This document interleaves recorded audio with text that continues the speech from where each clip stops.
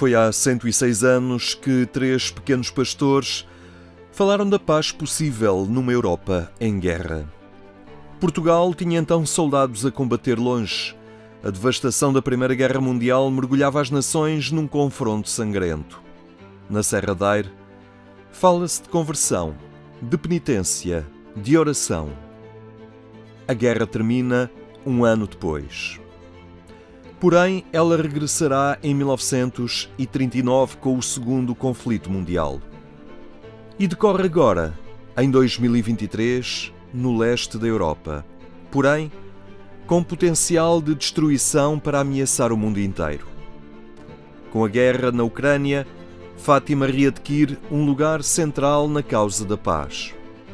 Fátima é para o mundo, há mais de 100 anos, um apelo de paz, mas simultaneamente de conversão, de proposta de caminho que evite a violência e o desrespeito pela vida humana. O problema é que os políticos, por interesses mesquinhos, não querem ouvir essa mensagem ou desvalorizam-na completamente. No final da Guerra Fria, com a queda do Muro de Berlim, com o desanuviamento das tensões, Fátima parecia uma página da história para guardar no arquivo da memória. Quando nós pensávamos que essa mensagem de Fátima era dirigida ao fim do comunismo, da Guerra Fria e, digamos, do aparecimento de umas relações internacionais mais justas, mais humanas, nós, de repente, vemos-nos perante uma guerra na Europa extremamente perigosa e com consequências imprevisíveis. Em março de 2022, quando se cumpria um mês após o início da agressão russa à Ucrânia, o Papa convocava os bispos de todo o mundo para que se unissem a si no ato de consagração ao Imaculado Coração de Maria, que pede a paz para o mundo, especialmente para a Rússia e para a Ucrânia. Acolhei, ó Mãe, esta nossa súplica.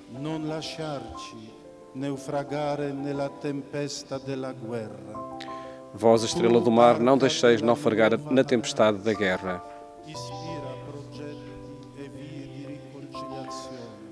Vós, Arca da Nova Aliança, inspirai projetos e caminhos de reconciliação.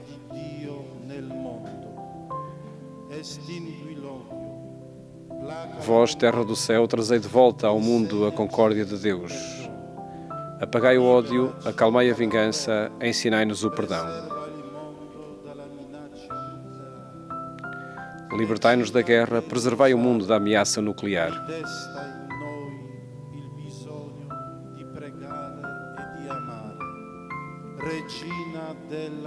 A Rainha do Rosário, despertai a nós a necessidade de rezar e amar. Realizado em simultâneo na Capelinha da Cova da Iria e na Basílica de São Pedro em Roma, este ato brota da própria mensagem de Fátima, que fala da consagração como um pedido extraordinário para momentos, também eles, extraordinários. E a decisão do Papa Francisco de renovar a consagração ao Imaculado Coração de Maria, a meu ver, deve inscrever-se nesta oração, neste pedido extraordinário pela paz, num momento extraordinário, num momento particularmente doloroso como este que estamos a viver, da guerra, do regresso da guerra à Europa e da ameaça, de facto, de uma terceira guerra mundial que está subjacente a esta agressão. Este ato de consagração e os dramáticos acontecimentos na Ucrânia dão outra densidade à dimensão profética da mensagem de Fátima. Porque não se trata já apenas e só do problema dos regimes ateus que procuravam difundir todo um sistema político e filosófico que combatia diretamente Deus. Agora trata-se de uma outra realidade, a realidade da agressão entre os povos e da necessidade de rezar pela paz. Isto é, o percebermos a paz como tarefa nossa, mas também como dom de Deus. E mesmo tarefa nossa, uma tarefa que exige sempre conversão do coração. E um ato como este, um ato de consagração, significa pedir a paz como dom de Deus, mas pedir também a Deus que toque o coração dos decisores políticos para encontrarem caminhos justos para a solução dos problemas que nunca podem ser a guerra. A guerra nunca é a solução. Isto, digamos, volta a chamar a atenção para a necessidade que existe de fazer todos os esforços para se chegar a uma fórmula de paz, o que está a ser muito difícil.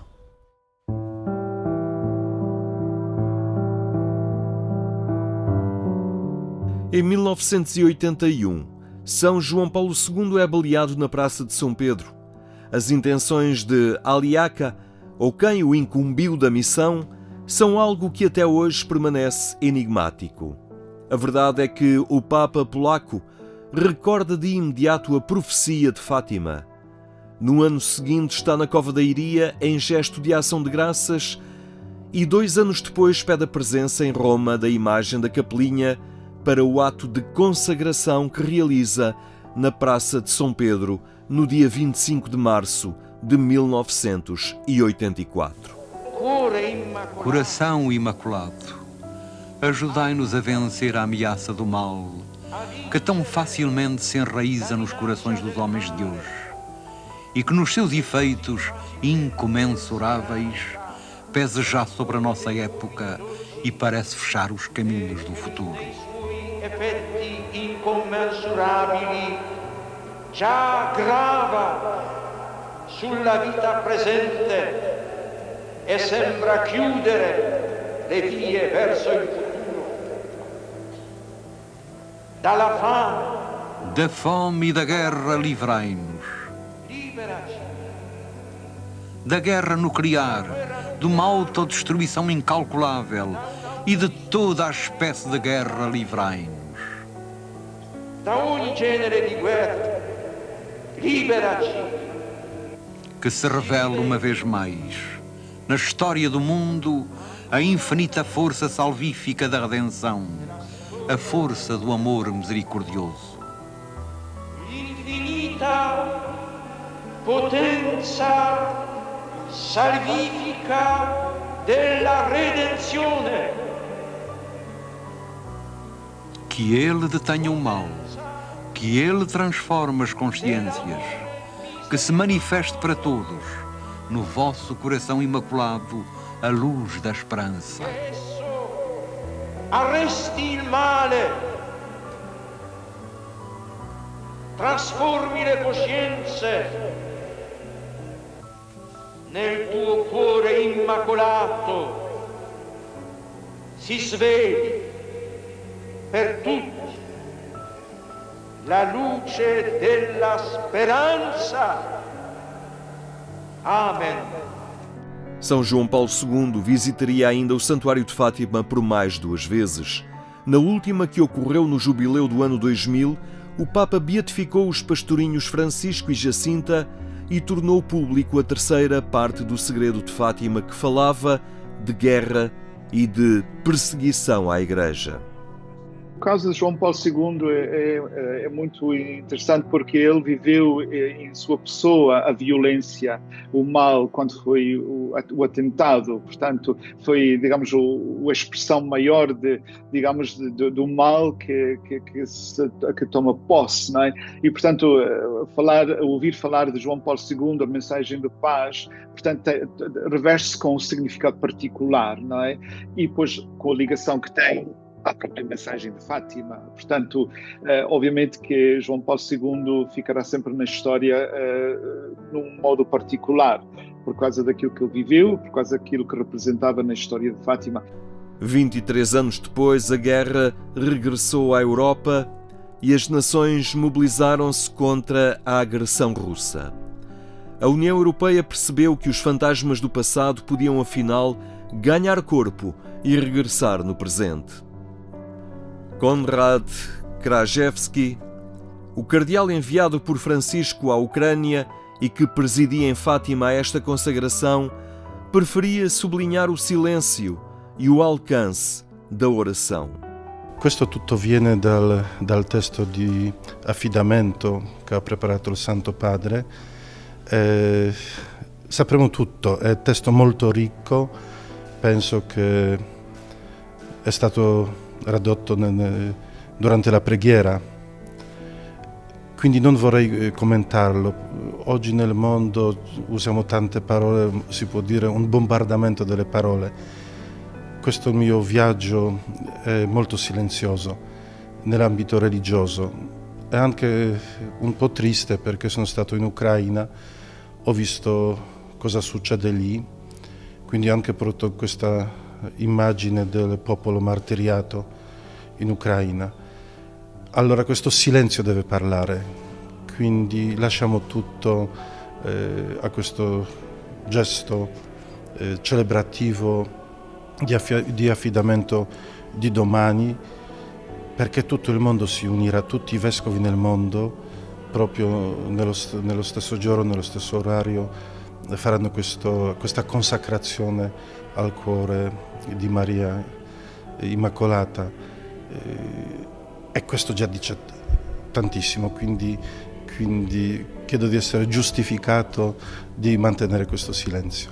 Durante as semanas seguintes houve uma acalmia das hostilidades e, sobretudo, houve a saída e a retirada de russos de alguns pontos da Ucrânia, o que foi lido por alguns católicos como um sinal de que as preces daquele momento e não só tinham algum sentido e tinham de facto um efeito. Isto foi-me confessado por várias pessoas e também por alguns bispos em conversa em relação àquilo que se passa na Ucrânia. Portanto, a imagem de Fátima é lida pela Igreja Católica Ucraniana como algo essencial também para garantir o suporte moral, o suporte de fé àqueles que combatem naquela guerra. José Pedro Frazão, que tem acompanhado o conflito na Ucrânia com diversas deslocações ao terreno, destaca o fervor religioso que se percebe no povo e nos combatentes. Isso é muito evidente, um grande fervor, muita presença em todas as celebrações, é de facto um momento agregador. Não é fácil, muitas vezes, sobretudo quando nos vamos mais próximo das linhas da frente de batalha, onde há algum receio, sobretudo no leste. Porquê? Devido à presença cultural, tradicional de, digamos, movimentos mais pró-russos. Nesse contexto, às vezes, alguns sacerdotes ortodoxos ucranianos sentem-se até um pouco perseguidos ou, pelo menos, visados do ponto de vista da forma como aquela guerra pode ter também os sacerdotes como alvo.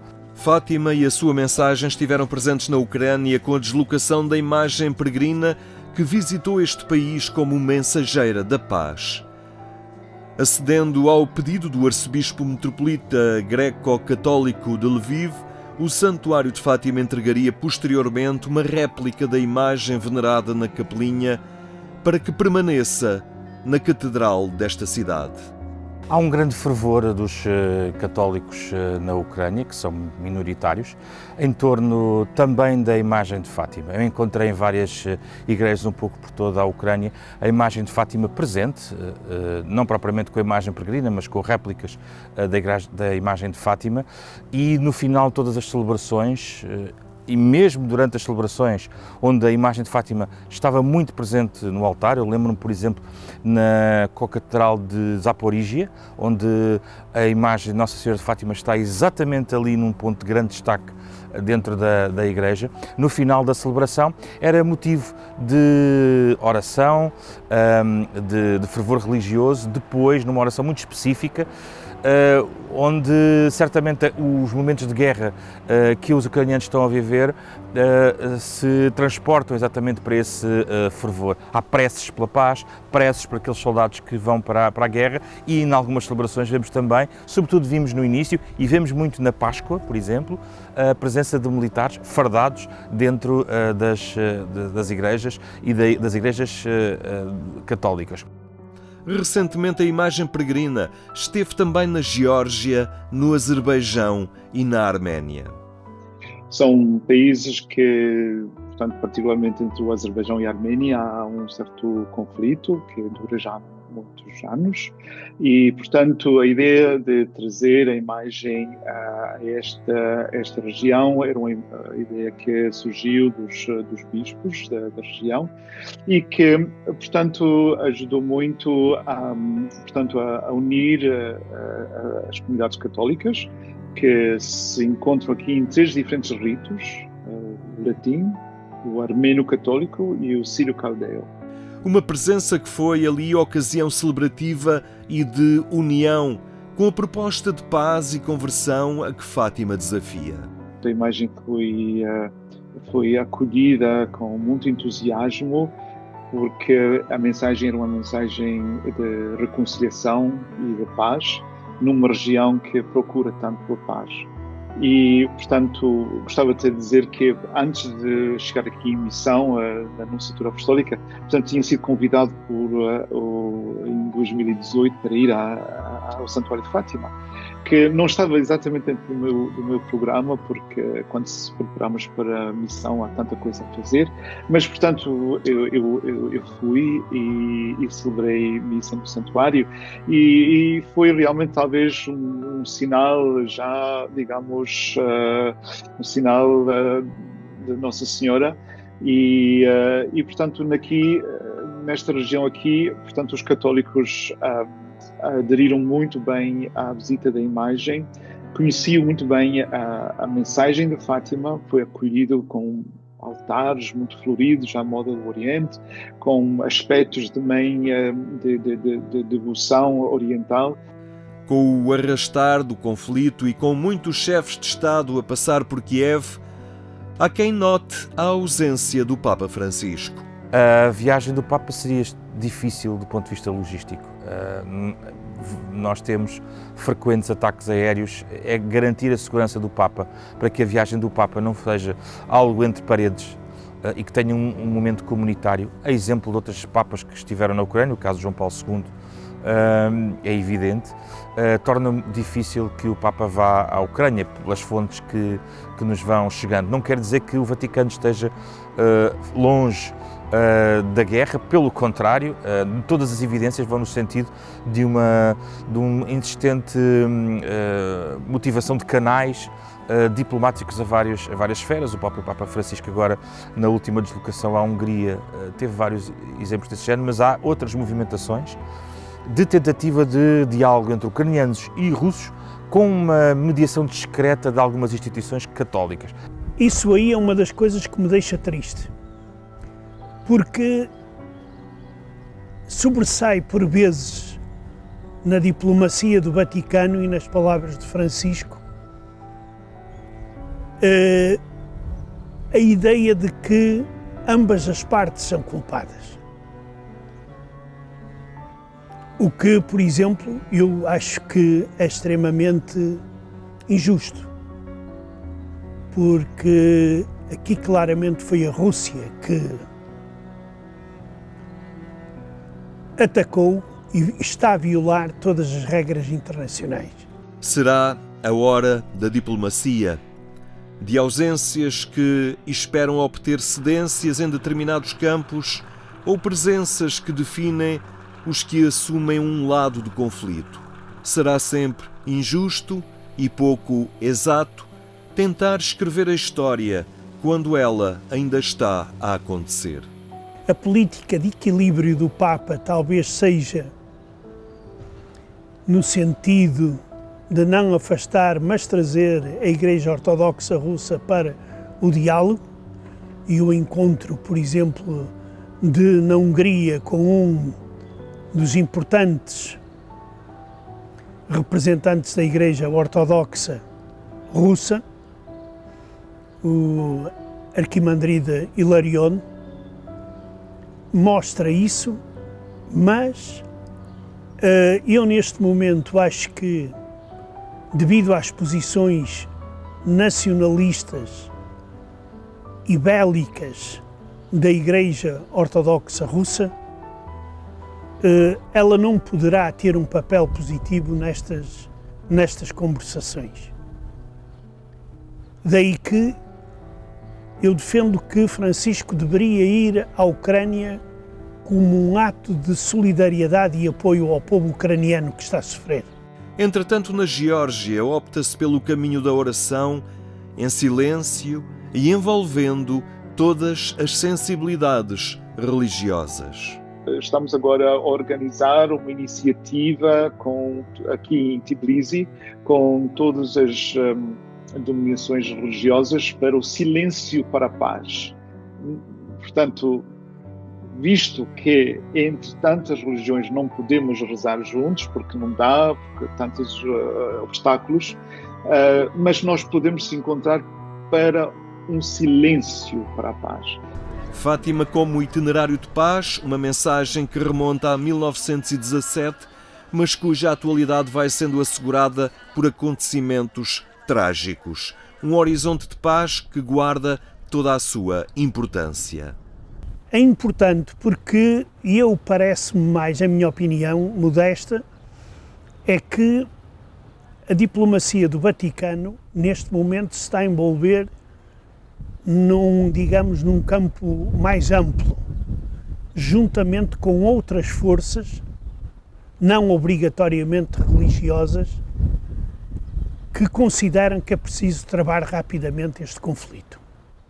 E nesse sentido, aí o papel do Vaticano é importante, como é importante o papel de países influentes como a China, por exemplo, e nesse sentido, talvez uma grande aliança internacional, tendo como objetivo a paz, poderá ser capaz de encontrar a tal fórmula mágica para acabar com esta guerra, que por enquanto não foi encontrada e não se sabe até que ponto é que será possível e como travar esta guerra. Aqui este conflito na Ucrânia sente-se muito, porque em 2008 aqui na Geórgia viveu-se a mesma coisa com a Sudossétia, que foi, portanto, por 2 dias e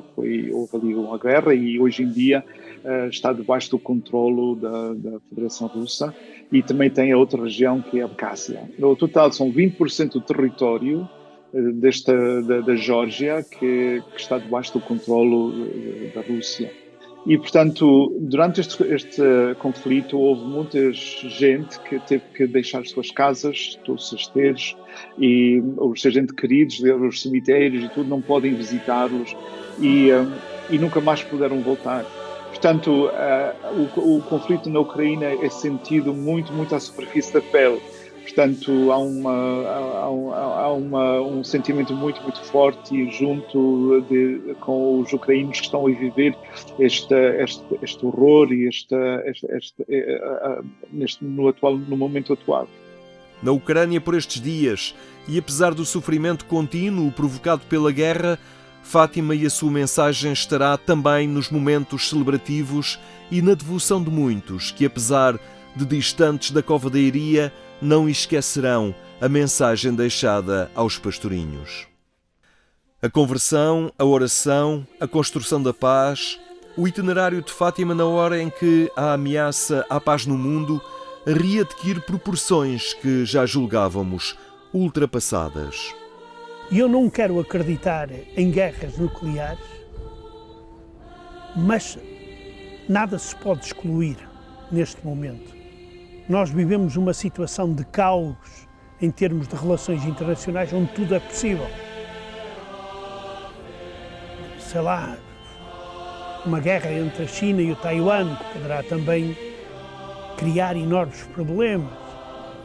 A desintegração da Rússia, que não se pode excluir se as coisas continuarem a correr mal a Putin. E aí, sem dúvida, que a mensagem se tem que também globalizar e mundializar.